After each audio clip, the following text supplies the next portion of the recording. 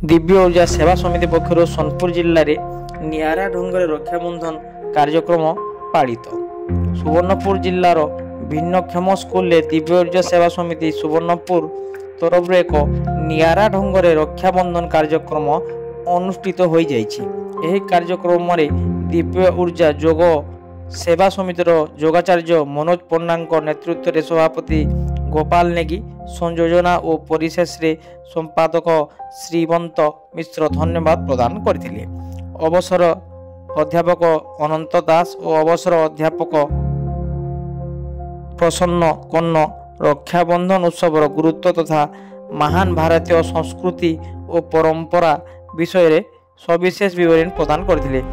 जोगी आर्तत्राण होता पूर्णचंद्र दास, भीष्म मुनि, रघुवीर पाढ़ी, उमाकांत भेर, श्रीकांत साहू, सत्यनारायण पाणिग्राही, सत्यवान मिश्र, सुकांति मिहे, जथारिंज साहू तथा अन्य साधक साधिका उपस्थित थिले।